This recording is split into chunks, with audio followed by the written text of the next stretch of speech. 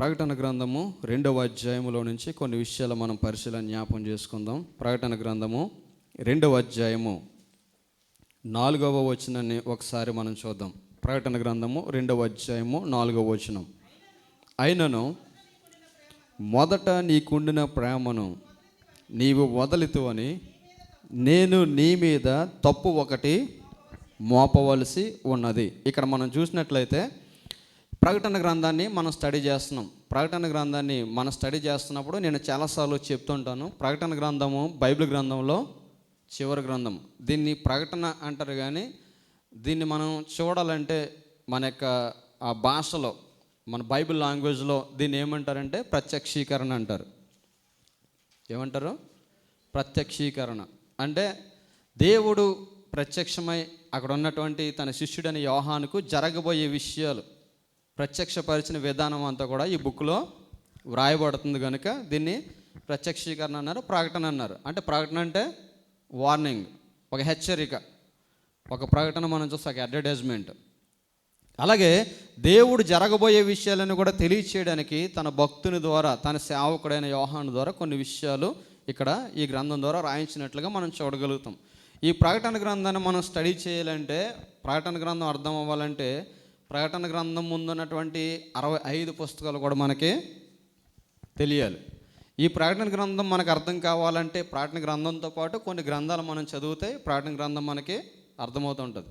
ప్రకటన గ్రంథం చదువుతున్నప్పుడు ఏదో ఒక ఆర్డినరీ బుక్ చదువుకుంటూ వెళ్ళిపోయినట్లుగా చదువుకుంటూ వెళ్ళిపోతే ప్రకటన గ్రంథం అర్థమో కాదు. ఇందులో ఎన్నో ప్రవచనాలు ఉంటాయి, ఇందులో ఎన్నో కాల్కులేషన్స్ ఉంటాయి, ఇందులో ఎన్నో మెజర్మెంట్స్ ఉంటాయి. ఇవన్నీ కూడా మనకు అర్థం కావాలంటే దీనితో కూడా సమఉజ్జీతం ఉన్నటువంటి కొన్ని గ్రంథాలు మనం స్టడీ చేయాలి. అందులో కొన్ని ముఖ్యమైన గ్రంథాలు ఏంటంటే, ఒకటి డానియేలు, 2 ఎహెజ్కేలు, ఇటువంటి గ్రంథాలు, ప్రాఫెసీ గ్రంథాలన్నీ కూడా మనం స్టడీ చేస్తూ సిమిలర్గా వెళ్తే ఈ ప్రకటన గ్రంథం మనకి అర్థమవుతుంటుంది.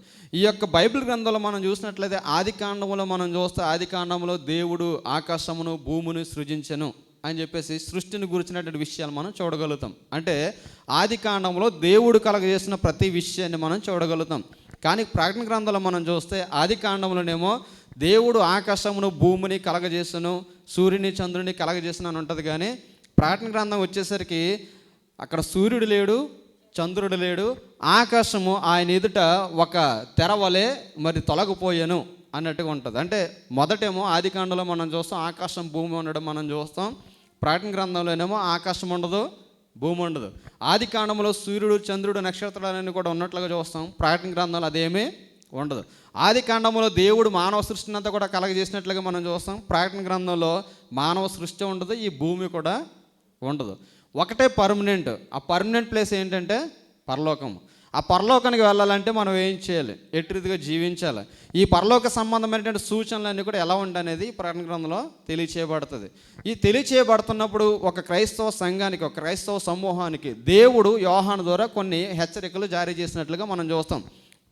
సర్వసాధారణంగా బైబిల్లో మనం చూసినప్పుడు బైబిల్లో దేవుడు తన ప్రజలను ఎలాగ హెచ్చరిస్తుండేవాడు అంటే, తన ప్రజలు తప్పిపోతున్నప్పుడు, తన ప్రజలు తొలగిపోతున్నప్పుడు దేవుడు మానవునికి ఒక భయము భక్తి నేర్పించాలనుకున్నప్పుడు ఏం చేసేవాడు అంటే, ఎవరో ఒక వ్యక్తి ద్వారా ఏం చేసేవాడు, వారి యొక్క మార్గాలు సరి చేసుకోమని వార్నింగ్ ఇచ్చేవాడు.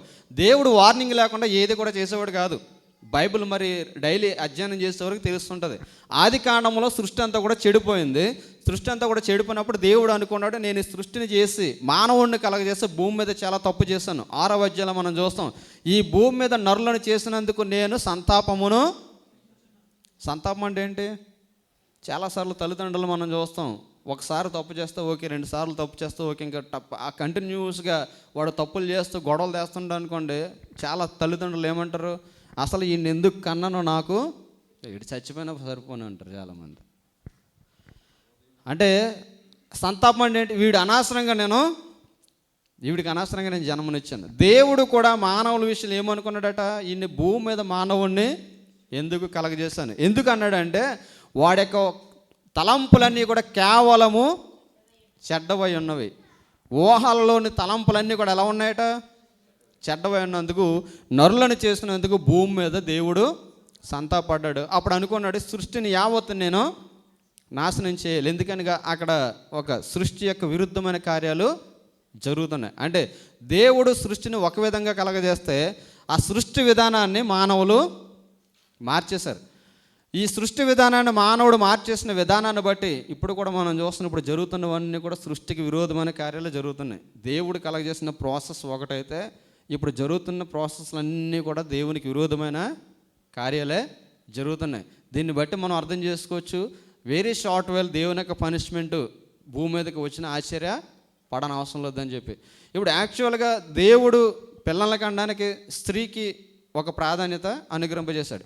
ఇప్పుడు మనం చూసినట్లయితే స్త్రీ స్థానంలో స్త్రీ పిల్లల్ని కనకుండా మరి వేరే రీతిగా టెక్నాలజీని తీసుకొచ్చినట్లుగా మనము చూస్తున్నాం. అంటే దేవుడు ఒక పర్పస్ ప్రకారం ఈ భూమి మీద సమస్తం కూడా కలగజేస్తే దేవుని యొక్క పర్పస్ని కాదని ఇప్పుడు మానవుడు ఏం చేస్తున్నాడు, అంతా కూడా విరోధమైన కార్యాలు జరిగిస్తున్నారు. నేను ఒక 2 weeks బ్యాక్ అనుకుంటా మీకు గుర్తు చేశాను, ఒక ప్రఖ్యాతిగాంచినటువంటి హీరోయిన్ నయనతార వాళ్ళ పెళ్లి చేసుకున్నారు.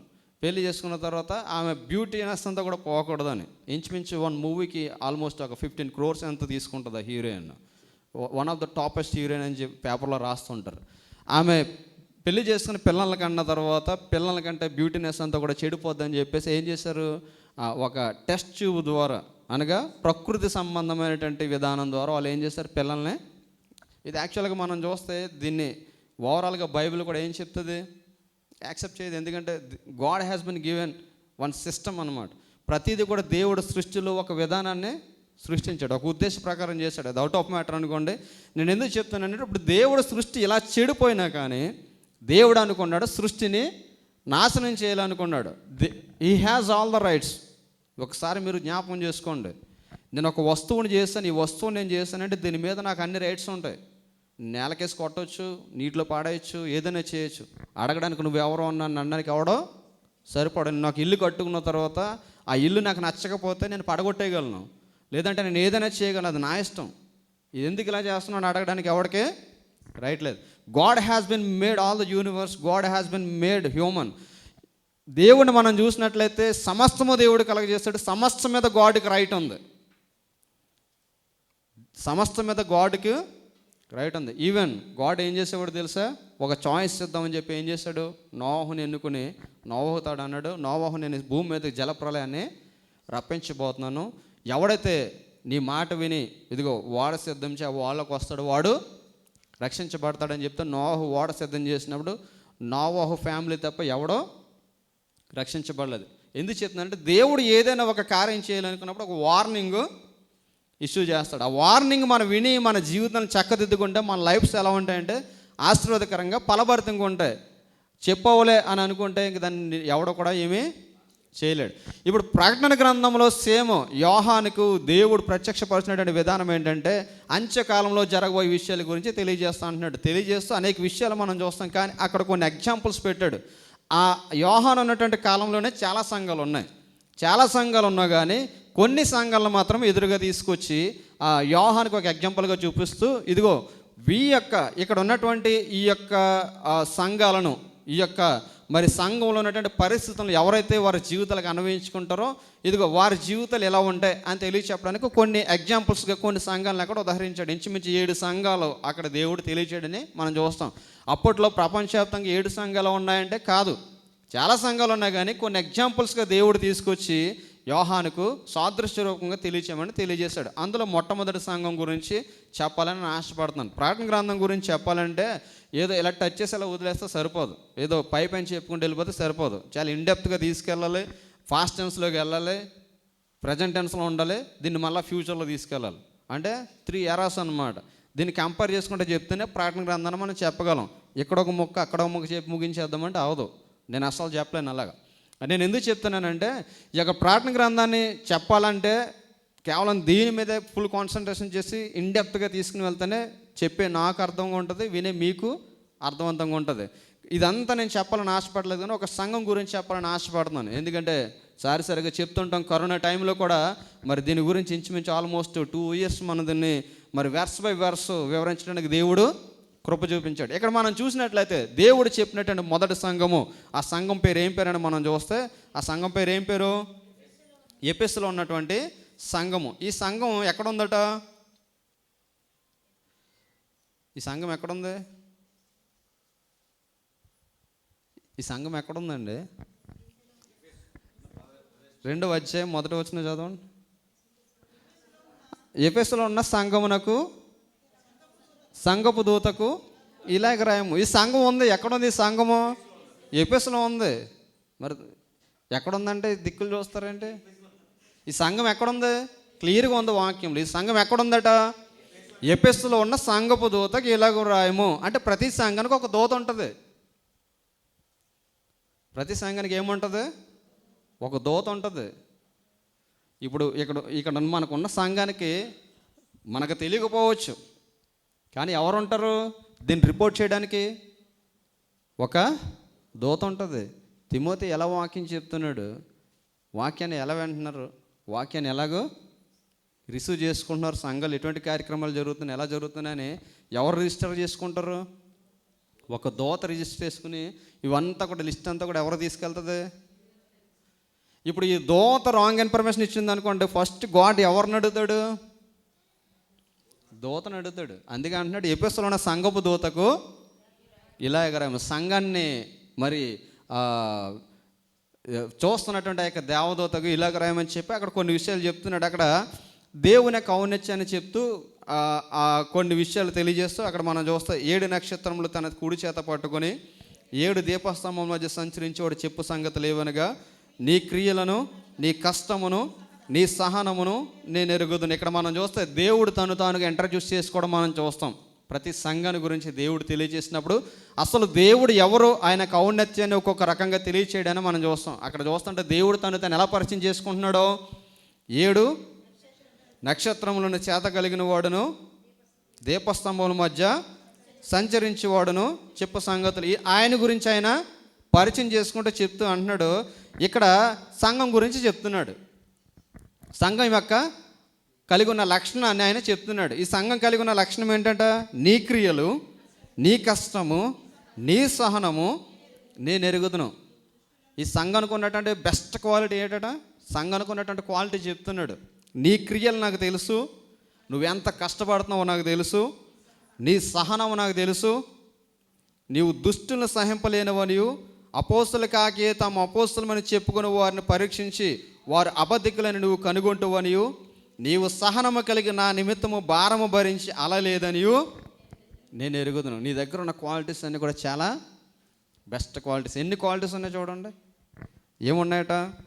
క్రియలు మంచి అట దేవుని ఎదుట. దేవుడే అంటున్నాడు నీ క్రియలు చాలా బాగున్నాయి, నువ్వు నా కొరకు చాలా కష్టపడుతున్నావు, పరిచర్య విషయమే చాలా కష్టపడుతున్నావు. 3వదిగా మనం చూస్తే సహనము. ఎన్ని శ్రమలు వచ్చినా, నీ జీవితంలో మేలు జరగకుండా ఎన్ని ఆటంకాలు జరిగినా నీవు నా మీద ఏమాత్రం కూడా విసుగు చెందకుండా చాలా సహనము కలిగి నన్ను వెంబడిస్తున్నావు అని చెప్పేసి అంటున్నాడు. అంతేకాకుండా నీవు దుష్టులను సహింపలేని వారు, అంటే దేవునికి విరోధమైన వారు చేసే కార్యాలన్నీ కూడా సహించలేని సంఘం ఉందట. అంతేకాకుండా అపోస్తులు కాకే తాము అపోస్తులమని చెప్పుకుని వారిని పరీక్షించి, ఈవెన్ ఈ సంఘానికి ఉన్న బెస్ట్ క్వాలిటీ ఏంటి తెలుసా? సేవకులను సైతము, వాక్యం చెప్పేవారిని సైతము ఏం చేస్తుందట? ఈ సంఘము పరీక్షిస్తుందట. వాక్యం చెప్పేవారిని సంఘం ఏం చేస్తుంది? పరీక్షిస్తుంది. ఇదిగో వాక్యం చెప్పే వాక్యం కరెక్టా కాదా, వాక్యం చెప్పేవాడు ఆత్మ సంబంధంగా పరిశుద్ధాత్మ నడిపింపులో ఉన్నాడా లేదా అని ఏం చేస్తుందట ఈ సంఘము. సంఘంలో ఉన్నటువంటి విశ్వాసులు ఎవరు పడితే వారు వాక్యం వినేయట్లేదట, ఎవరిని పడితే వారిని అంగీకరించట్లేదట. వీరు ఆత్మచేత అభిషేకించబడిన వారు లేదా ఆత్మచేత నడిపించబడుతున్నారా లేదని అన్నీ కూడా వివేచించి కనుగొని, అంతేకాకుండా ఏం చేస్తుందట? నీవు సహనము కలిగి నా నామము నిమిత్తము భారము భరించి అలయలేదని, సహనము కలిగి దేవుని నిమిత్తమట భారము భరించి అలసట లేదట. దేవుని పని విషయంలో ఏం లేదట? అలసట లేదు. ఒక అరగంట లేట్ అయిపోయింది బాబు ఎప్పుడు వదిలేస్తారని అలసట లేదట. మన సంఘం లాంటిది. మీరు చాలా మంచి వాళ్ళు, అందుకే మీరు ఎప్పుడు చెప్తుంటారు చెప్పండి ఇంకా చెప్పండి అంటారు. మనకు టైం లేదు, కానీ నాకు తెలిసి మీరు సాయంత్రం వరకు కూడా కూర్చుంటారు. అవునా కదండి? భోజనాలు పెట్టకపోయినా పర్లేదు అంటారు. అందుకే బ్రేక్ఫాస్ట్ కూడా మానేసాం మనం. వాక్యం చెప్తుంది భారము భరించి సహనము కలిగి అలసట లేకుండా దేవుని పని కొరకు ఉందట. ఎన్ని క్వాలిటీస్ ఉన్నాయి చూడండి ఈ సంఘానికి. ఇన్ని క్వాలిటీస్ ఉన్నప్పుడు ఈ సంఘం కాళ్ళ ఎగరేసి తిరుగుతుందన్నమాట. మా దగ్గర ఉన్న బెస్ట్ క్వాలిటీస్ ఇవి. మాకు దేవుడి విషయంలో మేము సహనం కలిగి ఉన్నాం, దేవుని పని పట్ల మేము శ్రద్ధ కలిగి ఉన్నాం, దేవుని అనుసరించే విధానంలో మేము ఒక మాదిరికరమైన సంఘంగా ఉన్నాం అని చెప్పేసి ఈ సంఘము కాలర్ ఎగరేసే పరిస్థితులు ఉంది. అయితే గాడ్ ఎప్పుడు కూడా ఏం చూస్తాడు? ఇన్నర్ హార్ట్ని చూస్తాడు. మనం పై రూపాన్ని చూస్తాం, గాడ్ ఏం చూస్తాడు? అంతరంగ స్వభావాన్ని చూస్తాడు. అంతరంగ స్వభావాన్ని చూసినటువంటి దేవుడు అంటాడు ఇక్కడ 4వ వచనం మనం చూసినట్లయితే, అయినను మొదట నీకుండిన ప్రేమను నీవు వదలితవని నేను నీ మీద తప్పు ఒకటి మోపవలసి ఉన్నది. ఈ సంఘం ఏం మర్చిపోయిందట? ఈ సంఘం చేసిన తప్పు ఏంటి? ఏం చేసింది ఈ సంఘం? పాపం చేసిందా? పాపం చేసింది సంఘం. పాపంలో ఉంది సంఘం. దేవుడు ఒక తప్పు మోపుతున్నాడు ఈ సంఘం మీద. ఎఫెసు సంఘమా, ఇదిగో నేను నీ మీద ఒక తప్పు మోపుచున్నాను. ఎఫెసు సంఘం one of the best church అనమాట. This is started by Paul ministry అనమాట. ఇది అపోస్తలుడైన పౌలు ద్వారా స్థాపించబడినటువంటి సంఘము. అపోస్తల కార్యములు 19వ అధ్యాయము 7వ వచనం మనం చూస్తే, అపోస్తల కార్యములు 19వ అధ్యాయము 7వ వచనం మనం చూద్దాం. అపోస్తల కార్యములు 19వ అధ్యాయము 7వ వచనం.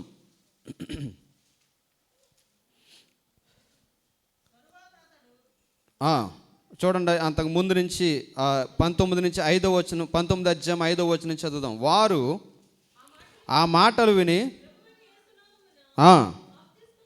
బాప్తిసం పొందిరి. తరువాత పౌలు వారి మీద చేతులుంచగా పరిశుద్ధాత్మ వారి మీదకి వచ్చును. అప్పుడు వారు భాషలతో మాట్లాడుటకును ప్రవచించుటకును మొదలుపెట్టిరి. వారందరూ ఇంచుమించు 12 పురుషులు. మొట్టమొదటి సంఘం ఎంతమందితో ప్రారంభించబడ్డదట? ఎంతమంది ప్రారంభించబడ్డదే? 12 మంది ప్రారంభించబడ్డది. అందుకంటే నేను స్టార్టింగ్ ఎప్పుడు కూడా స్లోగా ఉండొచ్చు, కానీ మనం చేసే కార్యాలు ఆత్మ సంబంధమైన కార్యాలే, బలమైన కార్యాలు అయితే కార్యం జరిగించేవాడు దేవుడు. ఇప్పుడు పౌలు ద్వారా 12 మందితో స్థాపించబడినటువంటి ఈ సంఘము అంటే 100 మంది ఉన్నారా? ఎంతమంది ఉన్నారు? లేదంటే 1000 మంది ఉన్నారా? ఎంతమందితో ప్రారంభించబడ్డదట? 12 మందితో ప్రారంభించబడ్డదట. 12 మందితో ప్రారంభించబడిన తర్వాత ఈ సంఘానికి దేవుడు సర్టిఫై చేస్తాడనే విషయం పౌలుకి తెలియదు. పౌలు ఈ సంఘాన్ని స్థాపించాడు. 12 మందితో ఆ సంఘాన్ని స్థాపించిన తర్వాత ఆ 12 మంది కూడా దేవుని విశ్వాసంలో కొనసాగారు. వారి యొక్క విశ్వాసాన్ని బట్టి సంఘము ఎంతగా అభివృద్ధి చెందిందంటే ఈ యొక్క ఎఫెసు ప్రాంతంలోనే ఒక ఉన్నతమైన సంఘంగా ఆశీర్వదించబడ్డారు. దేవునికి స్తోత్రం కలుగునుగా. అందుకే ఎఫెసీయులకు పత్రిక రాస్తాడు. ఎటువంటి పరిస్థితులు ప్రారంభించబడ్డో తెలిసేది. ఈ యొక్క ఎఫెసు భయంకరమైనటువంటి విగ్రహారాధన ఉన్నటువంటి ప్రాంతాల్లో ప్రారంభించబడినటువంటి సంఘం ఇది. మనకు తెలుసు, డయానా అనబడినటువంటి ఒక దేవతను ఆరాధించే ప్రదేశంలో పౌలు ఈ సంఘాన్ని స్థాపించాడు. ఈ యొక్క ఏథెన్స్ పట్టణంలో మనం చూసినట్లయితే ఈ యొక్క ఎఫెసు గుండా ప్రయాణం చేస్తున్నాడు. పౌలు ఏథెన్స్ గుండా ప్రయాణం చేస్తుంటే ఏథెన్స్లో మనం చూస్తే ఏథెన్స్లో ఉన్న జనాభా కంటే ఏథెన్స్లో ఉన్న గుళ్ళు చాలా ఎక్కువగా ఉన్నాయట. మనం చూస్తే చూడండి, అక్కడ 19వ అధ్యాయము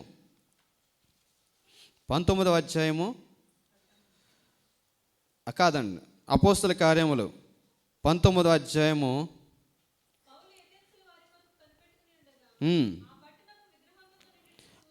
ఆ పట్టణము విగ్రహములతో నిండుట చూసినందున అతని ఆత్మ పరితాపము. ఎవరాత్మ పరితాపం పట్టలేకపోయిందట? అపోస్తలుడైన పౌలు గారి ఆత్మ పరితాపం పట్టలేకపోయిందట. ఎందుకు? ఆ పట్టణం అంతా కూడా వేటితో నిండి ఉందట, విగ్రహారాధనతో నిండి ఉంటే నాకెందుకురా బాబు అని అనుకోలేదట. నాకెందుకురా బాబు అనుకోకుండా ఏం చేశాడట, వెంటనే వీళ్ళ జీవం లేని వారిని ఆరాధిస్తున్నారు, జీవం కలిగిన దేవుని మనం ఆరాధించాలని చెప్పేసి, ఆరాధించాలని చేయాలని చెప్పేసి వెంటనే ఏం చేశాడు, తన్ను తాను దేవుని యొక్క సువార్త ప్రకటించడం మొదలుపెట్టాడు. దేవుని యొక్క సువార్త ప్రకటన చేస్తుంటే అక్కడేమో పెద్ద బిజినెస్ జరుగుతుంది. అక్కడ పెద్ద దేవాలయం ఉంది. ఆ దేవాలయం ఏమో ద క్వీన్ డై అని అంటారు, అర్తమదేవి దేవాలయం అంటారు. ఆ దేవాలయాన్ని మనం చూసినట్లయితే ఆ దేవాలయంలో ఒక పెద్ద విగ్రహం ఆకాశం నుంచి పడినట్లుగా వాళ్ళు నమ్ముతుంటారు. ఈ యొక్క ఆ దేవాలయానికి భయంకరమైన విగ్రహారం జరుగుతుంటుంది. అక్కడేమో కంసాలు ఆ దేవాలయం పేరు మీద ఏం చేస్తుంటారట, అన్ని రకాల వస్తువులు చేసి అమ్ముతుంటారు. అన్ని రకాల వస్తువులు చేసి అమ్ముతుంటే అటువంటి చోట పౌలు భక్తుడు దేవుని యొక్క సువార్త ప్రకటన చేయాలనుకుంటాడు. ప్రకటన చేస్తే అక్కడ మనం చూసినట్లయితే 19వ అధ్యాయంలో మనం చూస్తే చూడండి, 19వ అధ్యాయంలో దేవుని యొక్క వాక్యాన్ని ప్రకటన చేస్తే 11వ వచనం నుంచి మనం చూస్తే 19వ అధ్యాయం 11వ వచనం, మరియు దేవుడు పౌలు చేత విశేషమైన అద్భుతములు చేయించెను, అతని శరీరమునకు తగిలిన చేతిగుడ్డలైనను నడికట్లైనను రోగుల యొద్దకు తెచ్చినప్పుడు రోగములు వారిని విడిచిపోయిను, దెయ్యములు వదిలిపోయిను. అప్పుడు దేశ సంచారకులు మాంత్రికులనైనా సౌలు ప్రకటించు యేసుతోడు. ఇక్కడ మనం చూసినట్లయితే పౌలు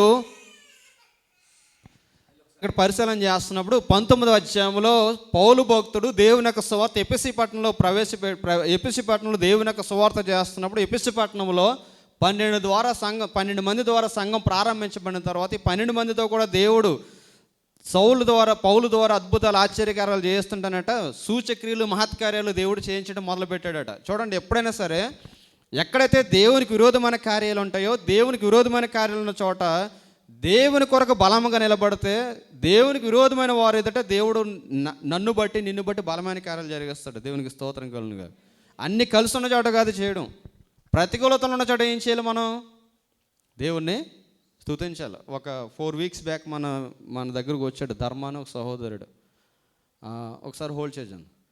అన్నప్పుడు నువ్వు దేవుని కొరకు గొప్ప కార్యాలు, ఎవరు గొప్ప కార్యాలు చేస్తారు? దేవుని కొరకు రోషంతో నిలబడినారు. మీరు చదవరో లేదో, విలియం కేరీ క్యాప్షన్ నాకు బాగా ఇష్టమైన క్యాప్షన్ అది. Do great things for God, expect great things from God. దేవుని కొరకు గొప్ప కార్యాలు చేయండి, దేవుని దగ్గర నుంచి గొప్ప వాటిని ఆశించండి. ఉదయం లేచిన దగ్గర నుంచి మనం దేవుని కొరకు ఏ గొప్ప కార్యాలు చేస్తాం చెప్పండి. మనం చేసే కార్యాలు ఏంటి? ఎంతసేపు నన్ను దీవించు అంతేనా? పౌలు వలె ఆత్మ పరితాపం పట్టినటువంటి మనస్సు మనకుందా ఏమండి? విగ్రహారాధనతో ఆ యొక్క గుళ్ళన్నీ కూడా నిండిపోతే, ఆ ఊరంతా కూడా విగ్రహారంతో నిండిపోతే, నాకు ఎందుకురా బాబు ఇక్కడ ఏదైనా ఎవడన్నా చెప్తే పట్టుకుని తంతరు వెళ్ళిపోదామని చెప్పేసి అనుకోవచ్చు. అక్కడ మనం చూస్తే తర్వాత వేరే నెక్స్ట్ చాప్టర్లో మనం చూస్తే పట్టుకుని చితక్కొడేస్తారు పట్టుకుని పౌల్ని చావు దెబ్బలు కొడేస్తారు. అయినా సరే దేవుని యొక్క నామాన్ని మాత్రం విడిచిపెట్టలేదు. ఎఫెసు సంఘాన్ని అలా ప్రారంభించాడు. ఎఫెసు సంఘం ఎంత ఉన్నతమైన పరిమితి చెందిందంటే 12 మందితో ప్రారంభించబడినటువంటి ఆ పరిచర్య అనతి కాలంలోనే ఆ ఏరియాలో సంఘం అంటే ఏ సంఘం తెలుసా? ఎఫెసు సంఘం అని చెప్పుకున్నారు. చూడండి, 12 మందితో ప్రారంభించబడిన పరిచర్య పరలోకంలో యేసుక్రీస్తు దగ్గర కనుదృష్టిలో పడ్డదంటే దాని యొక్క ఇమేజ్ ఒకసారి మీరు అర్థం చేసుకోండి. నేను మీకు చెప్పింది అర్థమవుతుందా? 12 మందితో ప్రారంభించబడ్డది. ఇప్పుడు ఈ సంఘం గురించి ఎవరు సర్టిఫై చేస్తున్నారు? యేసుక్రీస్తు వారు సర్టిఫై చేస్తున్నారు.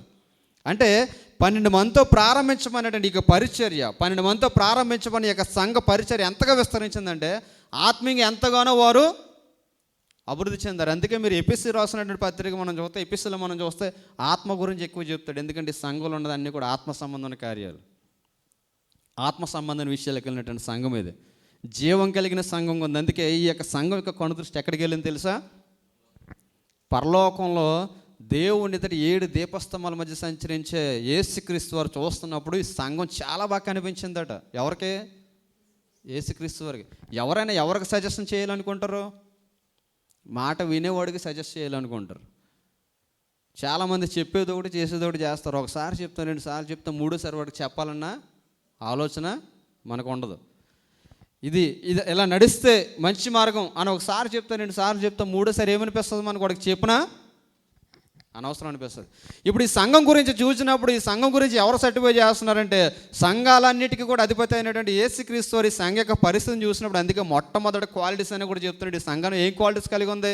సహనం ఉంది, ఓర్పు ఉంది, అన్నీ ఉన్నా కానీ ఈ సంఘం వెనక జారిపోకూడదు, ఈ సంఘం పరిస్థితి ఏమవుతుందో అని చెప్పేసి ఆ లోటు కానీ తెలియచేయకపోతే ఈ సంఘం నేను చేసేదే కరెక్ట్ అనుకుంటుంది అని చెప్పేసి అనుకుని ఆయన ఏం చెప్తున్నాడంటే లోపాన్ని ఎత్తి ఎప్పుడైనా సరే గుర్తుపెట్టుకోండి, మిమ్మల్ని పొగిడే వాళ్ళని ఎప్పుడు నమ్మకండి మీరు. అర్థమవుతుందా మీకు? నేను ఊరికే పొగిడే వాళ్ళని ఎప్పుడు కూడా నమ్మకండి.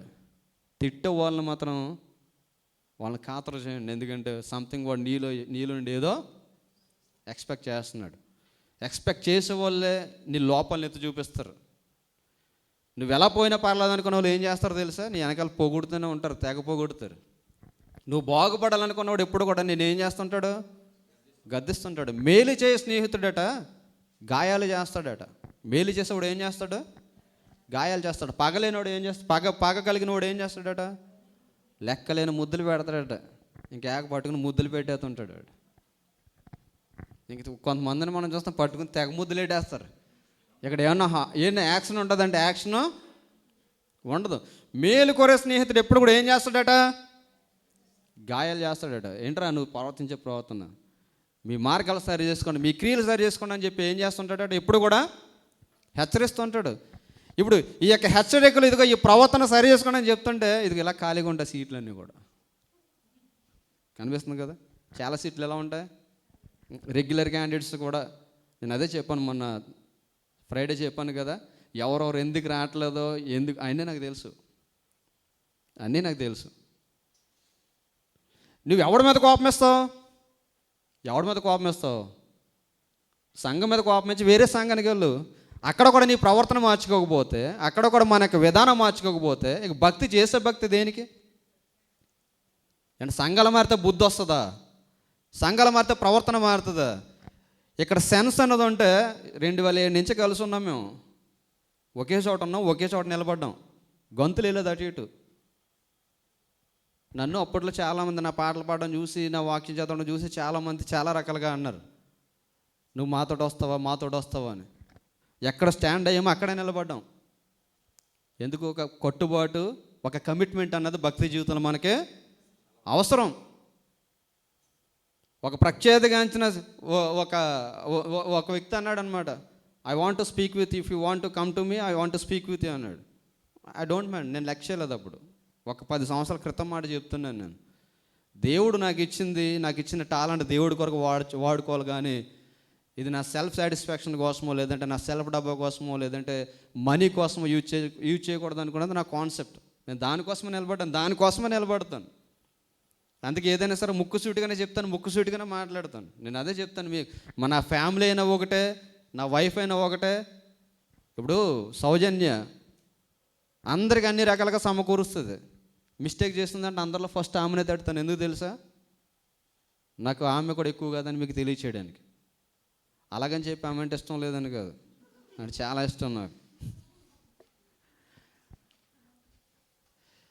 ఎందుకు చెప్తున్నానంటే, దేవుని పనిలో మనం నిలబడుతున్నప్పుడు ఎదుటి వారి యొక్క లోపాలను ఎత్తి చూపించకపోతే, వాడు చేస్తున్న మిస్టేక్ నువ్వు తెలియచెప్పకపోతే వాడు ఎలా నేర్చుకుంటాడు? ఈ సంఘం యొక్క పరిస్థితి చాలా బాగుంది, కానీ ఒక లోపం ఉంది. ఆ లోపం ఆ సంఘానికి తెలియట్లేదు. నేను చేసేదే కరెక్ట్ అనుకుంటుంది ఆ సంఘం, కానీ ఆ సంఘం యొక్క లోపాన్ని ఎత్తి చూపుతున్నాడు. లోపం ఏంటట? మొదటన్న ప్రేమను నీవు ఏం విడిచిపెట్టిందట సంఘం? సంఘంలో ప్రేమ లేదట. సంఘంలో ఏం లేదు? ప్రేమ లేదు. మాటలే ఉన్నాయట. ఏమున్నాయి? కేవలం మాటలే ఉన్నాయట, యాక్షన్ లేదు. యాక్షన్లో లేని ప్రేమ ఎందుకండి అసలు? యాక్షన్లో లేని ప్రేమ అసలు ప్రేమ అంటే ఏంటి? అండ్ ప్రేమ అంటే ఏంటి? What is the meaning of love? చాలాసార్లు మనం చూస్తుంటాం, ప్రేమ గురించి మనం మాట్లాడుతుంటాం. యవనస్తులు అయితే చాలామంది, మనకు తెలిసి చాలామందిని అడగండి, మీది ఏ మ్యారేజ్ అంటే లవ్ మ్యారేజ్ అంటారు. నానా రకాలుగా మనం చూడండి. What is the meaning of love? వాక్య ప్రకారం ప్రేమ అంటే ఏంటి? అండ్ ఎవరైనా చెప్తారు ప్రేమ అంటే ఏంటి? మనం చెప్తాం కదా, దేవుడు ప్రేమమయుడు, దేవుడు కృపమయుడు, అవన్నీ చెప్తాం. What is the meaning of love? ఎవరైనా ఒకరు చెప్పండి. నిన్ను వలే నీ పొరుగు వారిని ప్రేమించడం. అది హెచ్చరిక. అది గాడ్ చెప్పిన హెచ్చరిక. అది ప్రేమ, లవ్ డిప్రెషన్ కాదు. అది ప్రేమ అంటే కారణాలు వెతుక్కోదు. మాస్టర్ ఇచ్చిన రిఫరెన్స్. నెక్స్ట్ ఇంకెవరైనా? కల్మషం లేనిది ప్రేమ. ఎదుటి వారి దగ్గర నుంచి ఏది ఆశించకుండా ఇచ్చారు. ఇలా రకరకాల వస్తున్నాయి. ఇంకా ఎవరన్నా తెలిసిన వాళ్ళు ఎవరన్నా ప్రేమ అంటే what is the meaning of love అని చూడండి. కొరింథీయులు రాసినటువంటి పత్రిక 13వ అధ్యాయము, మొదటి కొరింథీయులు రాసినటువంటి పత్రిక 13వ అధ్యాయము 4 నుంచి కొన్ని వచనాలు మనం చదువుదాం. రాసుకోండి. అది డెఫినేషన్ ఆఫ్ లవ్. ప్రేమ దీర్ఘకాలము సహించును, దయ చూపించును, ప్రేమ మత్సరపడదు, ప్రేమ డంబముగా ప్రవర్తించదు, అది ఉప్పొంగదు, అమర్యాదగా నడవదు, స్వప్రయోజనమును విచారించుకొనదు, త్వరగా కోపపడదు, అపకారము మనస్సులో ఉంచుకొనదు, దుర్నీతి విషయమై సంతోషపడక సత్యమునందు సంతోషించిన, అన్నిటికీ తాలుకొనును, అన్నిటినీ నమ్మును, అన్నిటినీ నిరీక్షించును, అన్నిటికీ ఓర్చును, ప్రేమ శాశ్వత కాలం ఉండును. సో ఎన్ని క్వాలిటీస్ ఉన్నాయో ప్రేమకి. ఈ క్వాలిటీస్లో ఒకసారి మీ క్యారెక్టర్ని పెట్టుకోండి, నేను నా క్యారెక్టర్ని పెట్టుకుంటాను. ప్రేమకున్న క్యారెక్టర్స్ మనం చూస్తే, ప్రేమట దీర్ఘకాలము. దీర్ఘకాలం అంటే కొంతకాలమా, దీర్ఘకాలమా? దీర్ఘకాలం అంటే లిమిట్ లేదనమాట. చాలామందిని మనం చూస్తాం, కొంతకాలమే వాడిని భరించగలను, కొంతకాలం నేను వాడిని బాబా చాలు బాబు నీతో నాకు ఇక నేను భరించలేనంటారు. అంటే ప్రేమ ఏం చేస్తుందట? దీర్ఘకాలము సహిస్తుంది, దయ చూపిస్తుందట, ప్రేమ మత్సరపడదట, ప్రేమ డంబముగా ప్రవర్తింపదు, అది ఉప్పొంగదు, అమర్యాదగా నడవదు, స్వప్రయోజనమును విచారించుకున్నదు, త్వరగా కోపపడదు, అపకారము మనసులో ఉంచుకదు. మనకి ఎవడన్నా అపకారం చేశాడంటే ఇంకంతే సంగతులు, ఇంకా అటు చచ్చిపోయే వరకు ఇంకా అది మన మైండ్లోనే ఉంటుంది. కానీ ప్రేమ ఏముంటుందట? అపకారాన్ని మనస్సులో ఉంచుకొనదు, దుర్నీతి విషయమై సంతోషపడక సత్యమనందు సంతోషించును, అన్నిటికీ తాలుకొనును, అన్నిటిని నమ్మును, అన్నిటినీ నిరీక్షించిన, అన్నిటిని కూడా ఓర్చును. This is called real love అన్నమాట. అన్నిటినీ ఓర్చుకోవాలట, అన్నిటినీ సహించాలట, అన్నిటినీ కూడా భరించాలట. ప్రేమ ఎలా ఉంటుందట? శాశ్వత కాలం ఉంటుందట. శాశ్వత కాలం అంటే this is not a temporary love. అందుకే గ్రీకులో చెప్తుంటారు, గ్రీకులో లవ్కి అబ్రివేషన్స్ చేస్తుంటారు, 7 రకాల ప్రేమల గురించి చెప్తుంటారు. ప్రేమకి అబ్రివేషన్లు చెప్తుంటూ ఇక గ్రీకులు ఏమంటారంటే 7 రకాల ప్రేమల గురించి చెప్తారు. అందులో ఒక ప్రేమ గురించి చెప్తారు, అదే అగాపే లవ్ అంటారు. అగాపే లవ్ అంటే మనకందరూ కూడా తెలుసు. ప్రేమను మనం చూసినట్లయితే తల్లిదండ్రుల మధ్య ఉండే ప్రేమను మనం చూస్తాం, అన్నదమ్ముల మధ్య ఉండే ప్రేమను మనం చూస్తాం, ప్రేమికుల మధ్య ఉండే ప్రేమను మనం చూస్తాం, భార్య భర్తల మధ్య ఉండే ప్రేమను మనం చూస్తాం. ఎన్ని ప్రేమలు మనం చూసిన ప్రేమలన్నీ కూడా ఎటువంటి ప్రేమలు? కొంతకాలము ఉండే ప్రేమలు, కొంతకాలం నిలిచే ప్రేమలు. కానీ అగాపేలో ఉంటా చూస్తారా? ఇప్పుడు తల్లిదండ్రుల ప్రేమను మనం చూసామంటే, తల్లిదండ్రులు జన్మనిస్తారు, మనల్ని పెంచుతారు, పెంచిన తర్వాత ఒక మంచి ఉద్యోగం వచ్చిన తర్వాత 2 నెలల వరకు శాలరీ ఇవ్వకపోతే నీ మీద వాళ్ళకున్న ప్రేమ తగ్గిపోవచ్చు. అవునా కదండి? భార్య భర్తల మధ్య ప్రేమ ఉంటుంది. భర్త ఒక 2 నెలలు శాలరీ పంపించకపోతే భార్య చూపించే ప్రేమలో మార్పు రావచ్చు. లేదంటే భార్య చూపించే ప్రేమలో భర్తకు మార్పు రావచ్చు. పిల్లల తల్లిదండ్రుల మీద చూపించే ప్రేమలో మార్పు రావచ్చు. తల్లిదండ్రులపై పిల్లలు చూపించే ప్రేమలో మార్పు రావచ్చు. ఈ ప్రేమలన్నీ కూడా మారిపోవచ్చు. ఇవన్నీ కూడా సంథింగ్ దేర్ ఎక్స్పెక్టింగ్ సంథింగ్ అనమాట. చూడండి, మీ ప్రేమలో ఏది చూసినా ఈ లోక సంబంధం ప్రేమ, దే విల్ ఎక్స్పెక్ట్ సంథింగ్ అనమాట. నేను నిన్ను ప్రేమిస్తున్నాను, నేను వెనకాల తిరుగుతారు. ఎందుకు తిరుగుతారు? అందంగా ఉన్న వాళ్ళు వెనకాల తిరుగుతారు. అవునా కదా? నల్లగా ఉన్న వాళ్ళు వెనకాల ఎవరైనా తిరుగుతారా? మొన్న నేను చూసాను, ఒకసారి మీకు చూసిన ఒక ఆర్టికల్ రాశాడు ఒక అమ్మాయి మీద యాసిడ్ దాడి జరిగినప్పుడు ఇండియాలో. ఆ అమ్మాయి వెనకాల ప్రేమిస్తున్నానని తిరిగివాడట. షీజ్ ఎ క్యూట్ గర్ల్ అనమాట. ప్రేమించట్లేదని చెప్పి మొక్క మీద యాసిడ్ వేసాడు. యాసిడ్ వేసేస్తే ఫోటో వేసిన తర్వాత చాలా వికృతంగా ఉన్న ఫోటో, అమ్మాయి ఫోటో, మొక్కమంతా కూడా కాలిపోయింది.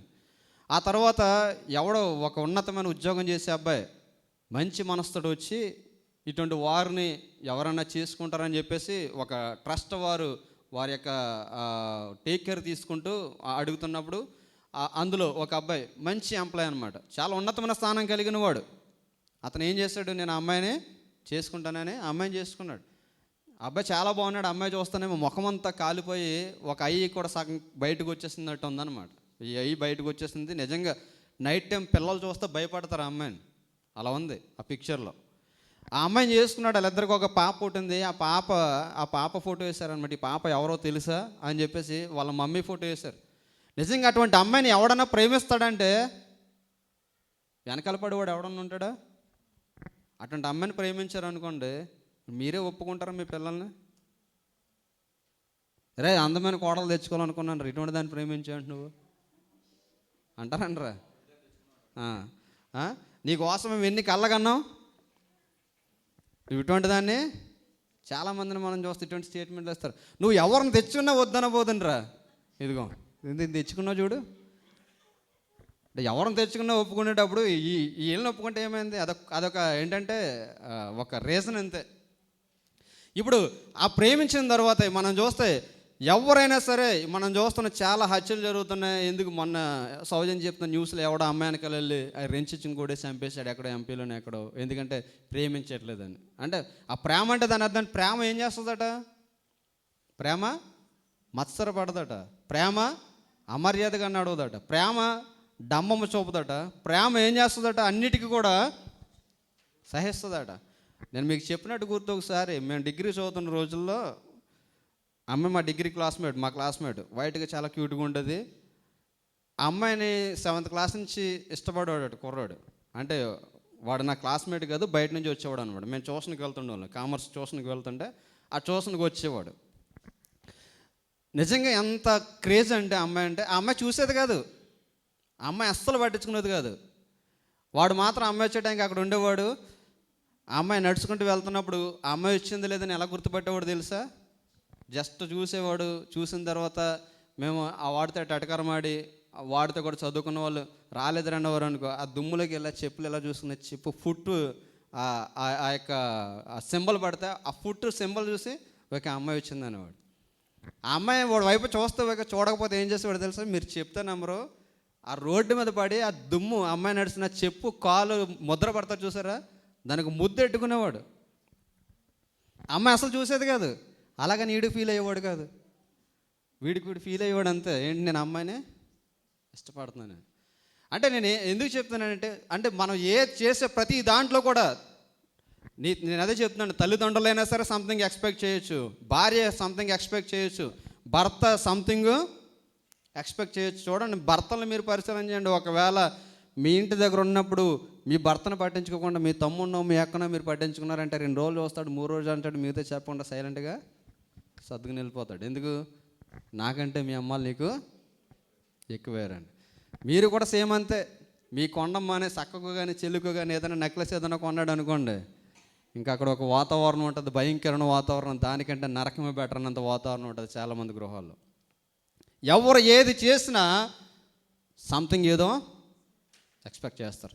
ఇక్కడ అందుకే దేవుడు చెప్తున్నాడు, ఇదిగో అందుకే దేవుడు ఒక వాక్యాన్ని మనం చూస్తున్నాడు. ప్రేమను చాలా రకాలుగా వివరించారు, కానీ ఈ లోకంలో ప్రేమ అన్నది ఉంటుంది. ఆ ప్రేమ ఏంటి తెలుసా?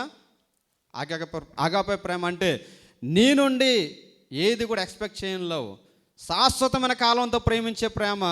నువ్వు ఎలా ఉన్నా సరే నిన్ను విడువకుండా, నువ్వు ఎలా ఉన్నా సరే నేను ఏమాత్రం కూడా త్రోసివేయకుండా, నువ్వు ఎలా ఉన్నా సరే నేను ఎంత మాత్రం కూడా నిర్లక్ష్యం చేయకుండా ప్రేమించే ప్రేమ, కడ వరకు శాశ్వతంగా ప్రేమించే ప్రేమ, దాన్నే అంటారు అగాపే లవ్ అంటారు అనమాట. అది దేవుని యొక్క ప్రేమ. ఈ ప్రేమ ఏం చేస్తుందో తెలుసా?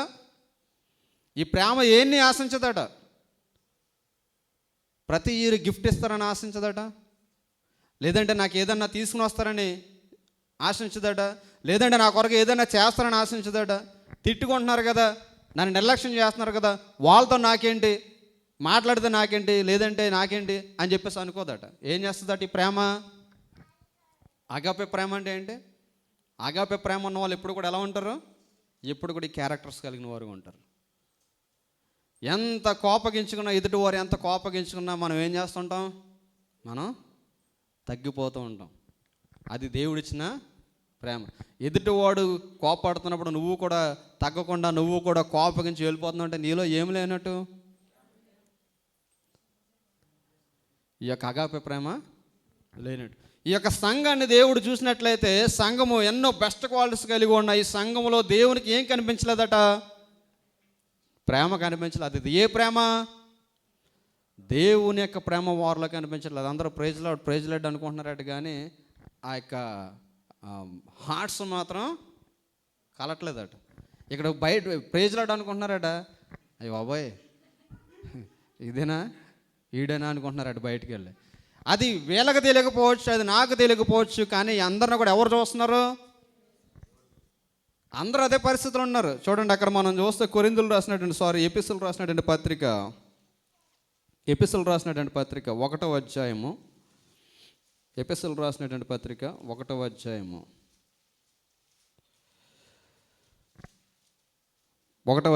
15వ వచనం ఒకసారి మనం చదువుదాం.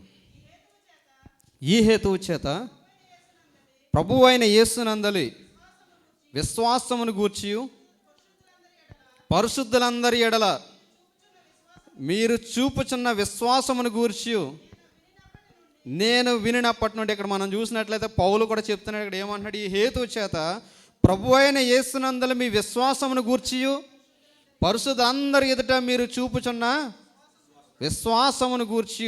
ఈ సంఘం ఎందులో కట్టబడుతున్న సంఘం అటుది? విశ్వాసములో కట్టబడుతున్న సంఘం, విశ్వాసంలో స్థిరపరచబడుతున్న సంఘము. కానీ ఏమి లోపించింది అటు ఈ సంఘానికి అంటే? ఏమి లోపించింది?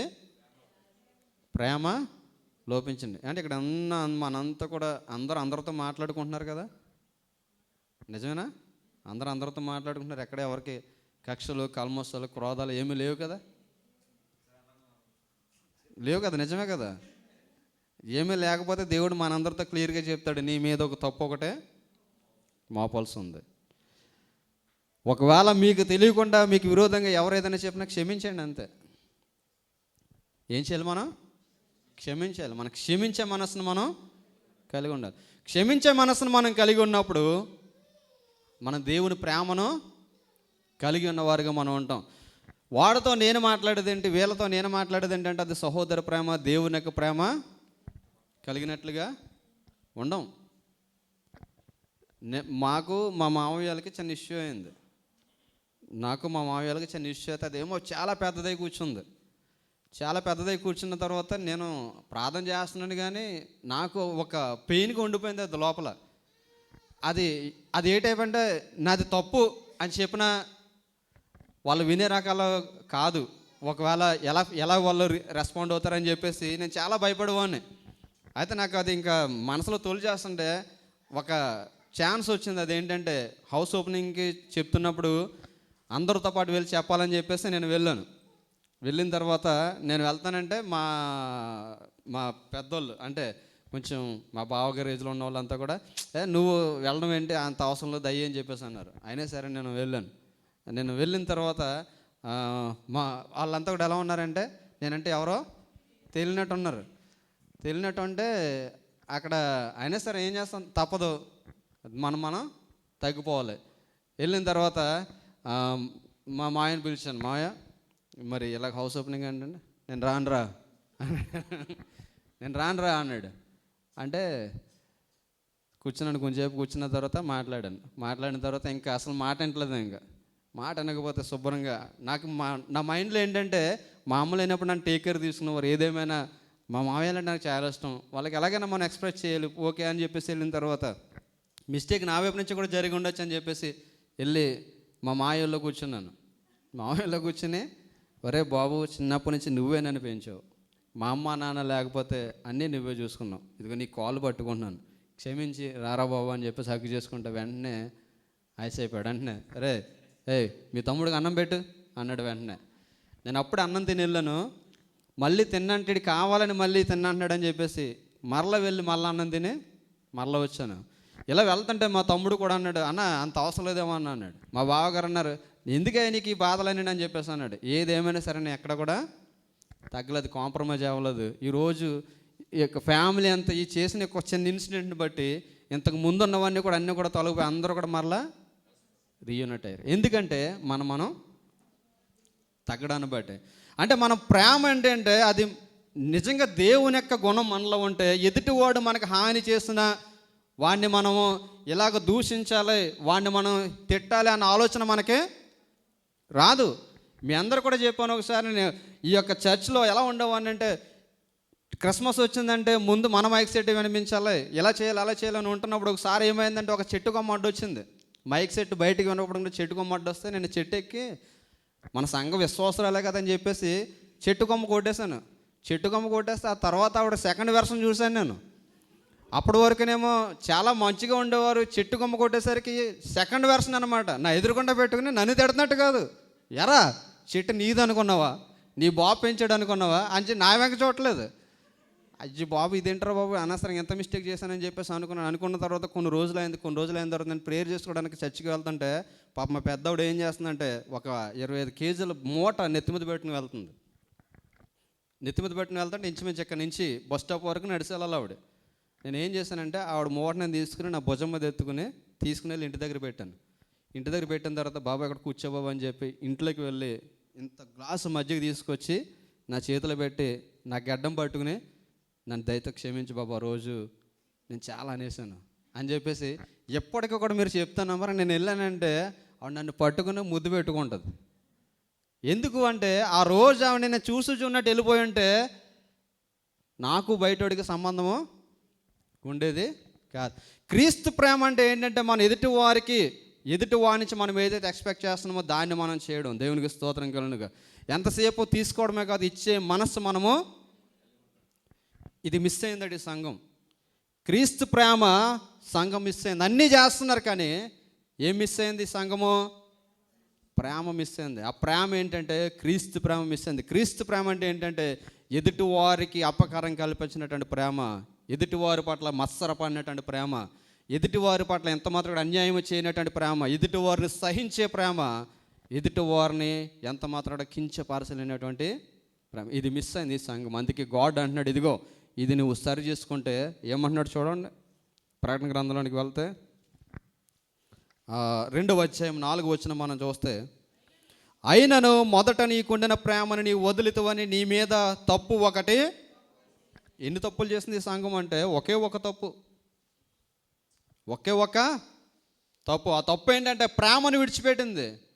ఆ ప్రేమను విడిచిపెడితే ఆ ప్రేమ గురించి దేవుడు హెచ్చరిస్తా అంటున్నాడు. ఇది ఒకవేళ నువ్వు ఇప్పుడు కానీ నీ యొక్క మార్గాన్ని సరి చేసుకుంటే, నీ క్రియలను సరి చేసుకుంటే, చూడండి నువ్వు ఏ స్థితిలో పడ్డావో అది నువ్వు జ్ఞాపకం చేసుకుని మారు మనసు పొందితే ఆ మొదటి క్రియలను చేయము. అట్లు చేసి నువ్వు మారు మనసు పొందితే సరి, లేని ఎడల నేను నీ యొద్దకు వచ్చి నేను నీ దీపస్తంభమును దాని చోట నుండి. ఒకవేళ నువ్వు కానీ నీకు చాయిస్ ఇస్తున్నాను, ఆ చాయిస్ ఇచ్చినటువంటి చాయిస్ నువ్వు యూజ్ చేసుకుని నీ క్రియలను సరి చేసుకుంటే, నీ యొక్క మార్గాలు సరి చేసుకుంటే నేను ఏం చేస్తాను? నీకు ఇచ్చిన బహుమానాన్ని జాగ్రత్తగా కాపాడుతాను. ఒకవేళ నువ్వు కానీ నేను చెప్పిన మాటను వినకుండా నీ ఇష్టానుసారంగా నువ్వు జీవిస్తే ఏం చేస్తాను అన్నాడు, నీ యొద్దనున్న దీపస్తంభాన్ని నేను. దీపస్తంభం అంటే ఏంటి? లైట్. ఈ లైట్ సంఘం మీద ప్రకాశిస్తుంది. ఇప్పుడు దేవుడు అంటున్నాడు నీ మార్గాలు నీ క్రియలను కూడా సరి చేసుకుంటే. నేను అదే చెప్తున్నాను, సంఘం అంటే సంఘంలో ప్రతి విశ్వాసి అంటే ప్రతి విశ్వాసి కూడా లైక్ లైట్ క్యాండిల్ అనమాట. అర్థమవుతుందా? ఒక దీపస్తంభం లాంటి వారు. ఇప్పుడు దేవుడు అన్నాడు ఒకవేళ నీ క్రియలు సరి చేసుకుంటే నీ దీపస్తంభాన్ని నేను ప్రొటెక్ట్ చేస్తాను. అంటే దీపస్తంభం అంటే ఆ ప్రాంతం అంతా కూడా ఎలా ఉంటుంది? వెలుగుగా ఉంటుంది. ఒకవేళ నీ క్రియలు కానీ సరి చేసుకోకుండా నా మాట విని కూడా నువ్వు జాగ్రత్త పడకుండా నీ ఇష్టానుసారంగా నీ జీవిస్తే ఏం చేస్తానంటున్నాడు? నీ దీపస్తంభాన్ని నీ ఎదుటి నుండి తీసివేస్తాను. అంటే నీకున్నటువంటి యొక్క రక్షణ సాక్ష్యాన్ని దేవుడు తీసివేస్తే మన జీవితం ఇప్పుడు లైట్స్ ఆపేస్తే ఎలా ఉంటుందో మన లైఫ్, దేవుడు కానీ మన యొక్క రక్షణ సాక్ష్యాన్ని కానీ వెనక్కి తీసేసుకుంటే ఎలా ఉంటుందట మన లైఫ్ అంతా కూడా ఎలా ఉంటుంది? అంధకారమయంగా ఉంటుంది. నువ్వేది 100 చేయనవసరం లేదు దేవునికి విరోధమైన కార్యాలు. ఒక్కటి చేస్తే చాలు. ఆ ఒక్కటి ఏంటి? దేవుడికి ఏది ఇష్టం కాదు అది చేయడం. ఈ సంఘం ఏం చేసిందయ్యా అంటే దేవునికి ఇష్టం లేని కార్యం ప్రేమను విడిచిపెట్టింది.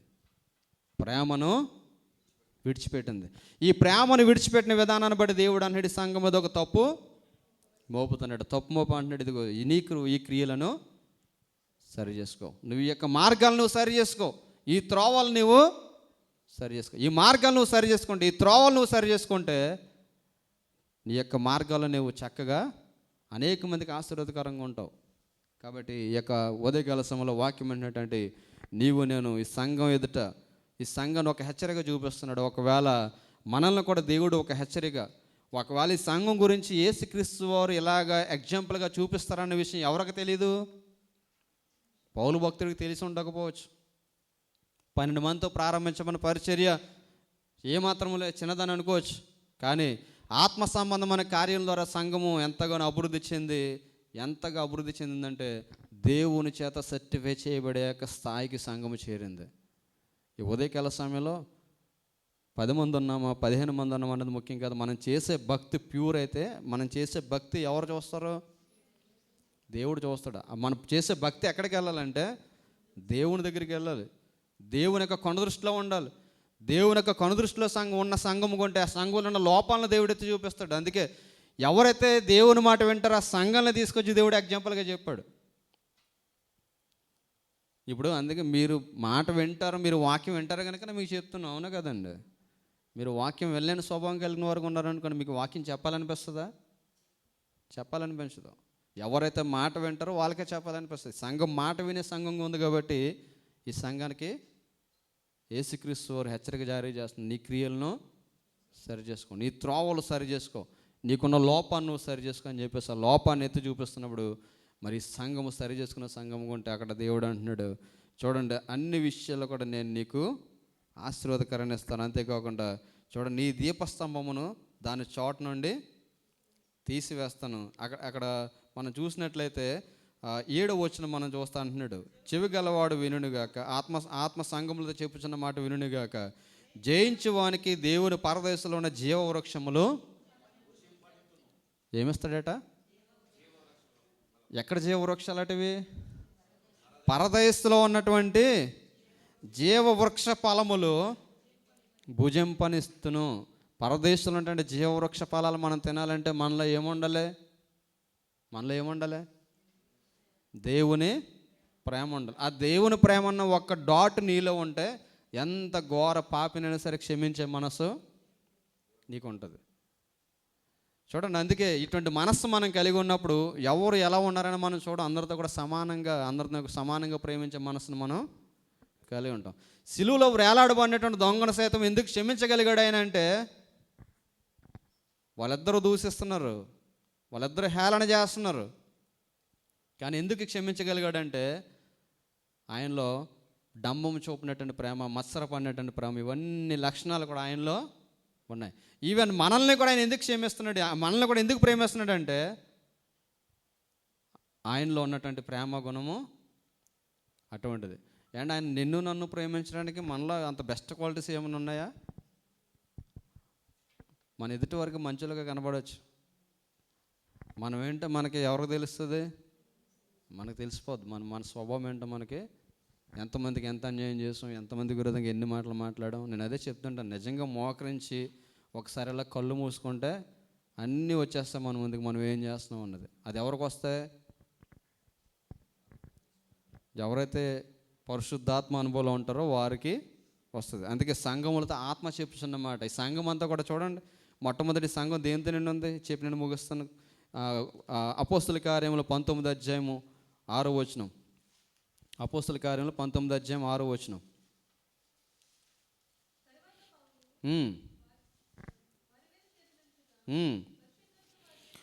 పరిశుద్ధాత్మ వారి మీదకి వచ్చాను. ఏమొచ్చిందట వారి మీదకి? వారందరూ కూడా దేనితో నిండబడినారు? ఇప్పుడు పరిశుద్ధాత్మతో నిండబడ్డారు. ఎంతమంది? 12 మంది కూడా. ఉన్న 12 మంది అయితే 12 మంది కూడా దేంతో నింపబడ్డారు? వాళ్ళు పరిశుద్ధాత్మతో నింపబడ్డారు కనుక వారు అంతగా దేవుని స్తుతించే అనుభవాన్ని కలిగి ఉన్నారు కనుక ఆ సంఘం అనతి కాలంలోనే అంత ఉన్నతమైన సంఘంగా చేర్చబడ్డది. అంటే వారు ఆత్మ సంబంధం వ్యక్తులుగా ఉన్నారు. సంఘానికి వచ్చే మనం అంతా కూడా ఎలా ఉండాలి? ఆత్మ సంబంధం వ్యక్తులుగా ఉండాలి. పరిశుద్ధాత్మ నీలో ఉన్నప్పుడే వాక్యం చెప్తుంది, అది ఒప్పింపజేస్తుందట మనల్ని. మన పాపాల గురించి అది ఏం చేస్తుంది? పరిశుద్ధాత్మ ఒప్పింపజేస్తుంది. అందుకే చాలామందిలో ఇది ఉండదు. పాప క్షమాపణ గురించినట్టు ఒప్పుకోలు చాలామందికి రాదు. అదే పౌలు భక్తుడు అంటాడు, వాత వేయబడిన మనస్సాక్షి అంటాడు. వాత వేయబడిన మనస్సాక్షి అంటే దాని అర్థం ఏంటంటే ఇంకా చేసి చేసి చేసి అలవాటు అయిపోద్ది అనమాట. చేసి అలవాటు అయిపోయినటువంటి వారికి ఇంక ఏం చేసినా ఏమనిపించదు. ఈ యొక్క ఎక్స్పీరియన్స్ ఉన్న వాళ్ళకి ఏం చేస్తుంటుందంటే మనం చేసేది ప్రతిదీ కూడా రైట్ రాంగ్ అని చెప్పేసి ఏం చేస్తుంటుందంటే పరిశుద్ధాత్మ మనల్ని లీడ్ చేస్తుంటుంది. అందుకే అంటున్నాడు, సంఘముతో ఆత్మ చెప్తున్నమాట చెవిగలవాడు రెండు. ఈ సంఘం ఆత్మ సంబంధమైన సంఘంగా ఉంది, పరిశుద్ధాత్మ నడిపింపులున్న సంఘంగా ఉంది. అయినప్పటికీ కూడా వారిలో ఉన్న లోపం ఒకటే, ప్రేమించే లక్షణాన్ని వారు పొందలేకపోయారు. అటువంటి లక్షణాన్ని కలిగి ఉండమని దేవుడు హెచ్చరిస్తున్నాడు. ఒకవేళ మనలో కూడా అటువంటి లక్షణం లోపిస్తే దేవుని కొరకు శ్రేష్టమైన జీవితం జీవించేటువంటి వాక్యం దేవుడు దీవించును గాక. ఆమేన్.